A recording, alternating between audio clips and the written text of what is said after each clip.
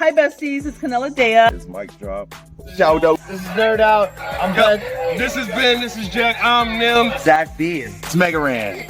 Busy A and Rock Fox That Rocks. Hi, I'm Vice. It's your boy Biggs the Prophecy. I'm Danny Fastman. It's Callan B. GXC War. Balo here. I'm Nina Hope. I'm Rice Rec. I'm Neil Mike Joshua. And welcome. Welcome. Welcome to To the inspection.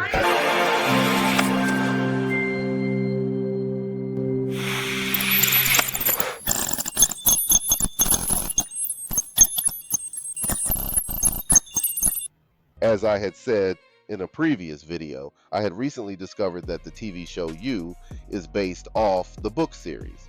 There are 4 books in the series so far, and I listened to the audiobooks, all of them. I also made videos reviewing those books.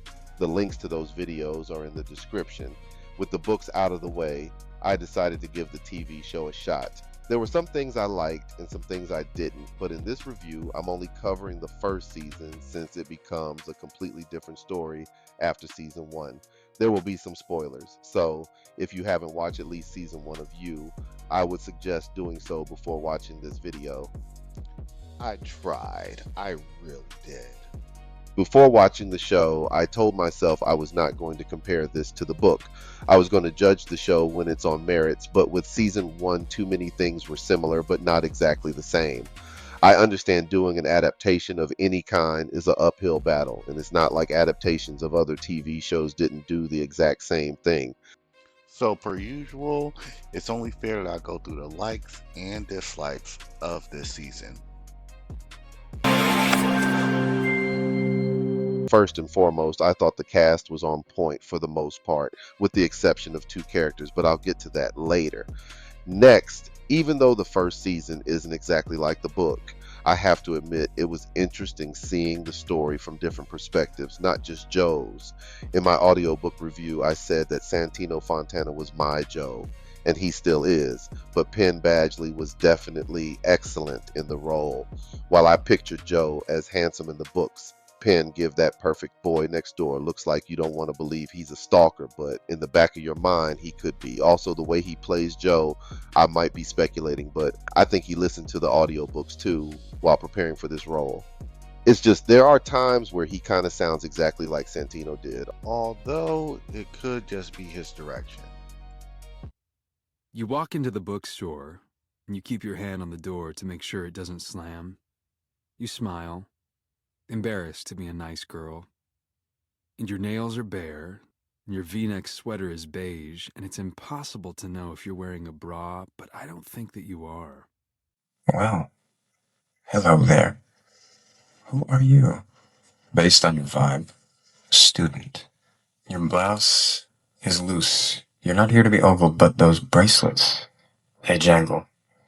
You like a little attention. Okay, I bite.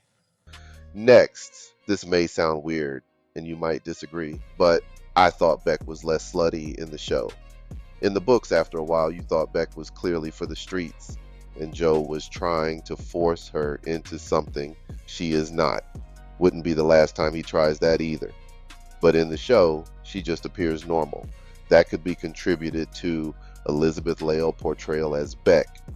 Although all the same shit she did in the books, she did in the TV show, it just seemed a lot more tamed. Also, I think one of my favorite episodes of season 1 was the episode The Captain, to where we saw things from Beck's point of view. It made me wish there was a whole book explaining things from Beck's point of view, but I don't want that to get in the way of my 5th book, so I can seriously wait on that. Another thing, I like the inclusion of Paco, a character that wasn't in the books. The little boy next door with an abusive stepfather that mirrors Joe's upbringing. The relationship between him and Joe was very solid. It didn't even feel like it was in the way. Now that I think about it, they kind of used Paco's inclusion to tell the same story from the books in a different way. At least they did a good job of that. Also, there was the stepfather thing. As soon as you saw the stepfather, you know where Paco's story was going. We've seen it so many times but they did a pretty good job with it. Cliche, but good. Even the little changes that they made didn't bother me all that much, and I know I'm going into nitpicking territory here. Changes like Joe's apartment being too big, or we didn't see enough of the blue pillow, or the actress who played Peach was too short to play Peach. Even little things like that really didn't bother me. Oh, one more thing I almost forgot. I like how the show didn't take forever to kill Benji. That's one thing I thought the book I did not like at all. So I'm glad they kill him off in one episode, because keeping him alive just made no sense. He does eventually die in the exact same way as he did the show, but Joe took his sweet ass time in the books. Of course, it took Joe forever to dispose of his body, which Joe did that off screen in the books, but it was a fair trade when you think about it. Okay, I'm just going to say it. I didn't like the race swapping of the cop from Rhode Island. They don't go to Rhode Island in the show, but I seriously forgot the cop's name. Or Joe's other girlfriend, Karen. The cop from Rhode Island was big and black in the books, but I thought of him more like a friendly giant. A cop, at the end of the day, sure, but one that looks like he helps out underprivileged kids in his spare time. I know the white version, the Greenwich version, only got a little bit of screen time, and he'll probably do more in future seasons, but that will always be in the back of my mind. And Joe's girlfriend Karen, the one he dated to get over Beck, was Italian. I just want to see that live action. Although the actress did a pretty good job, the writers didn't separate the character enough for me if they were going to race swap. Other than the fact they made Karen Paco's aunt, I thought that was a little unnecessary. But it's not like she was black Italian, so I guess it wasn't too bad, now that I think about it. Maybe if they would have got a Hispanic actress, or if Karen would have spoke Spanish, it would have been enough of a difference. But it could be just me.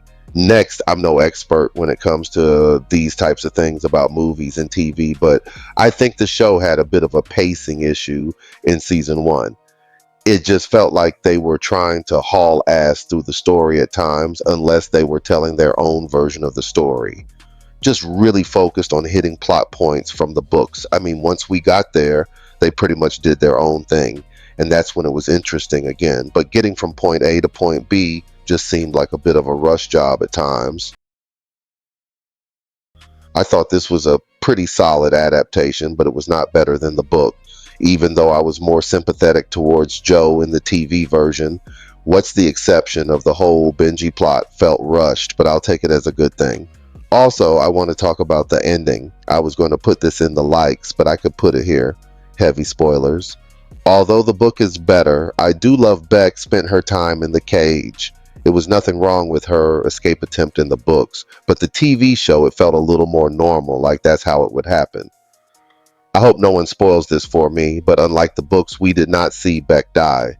I hope they don't do no off-screen bullshit. And last but certainly not least, I love how the show trolled the book fans at the very end, because I know I wasn't the only one who thought that red hair in the hoodie would be Amy Adam, a character from the books. But when she turned around and it turned out to be Candace, I'm not going to lie, I was a little shocked. As for the grading, I'm going to give season 1 of U an A. It's not the best freshman season I've seen, but with that cliffhanger ending, it did the exact same thing that the author Caroline Kepnes did in her books. Not only am I curious for what happens next, But it leaves me wanting more.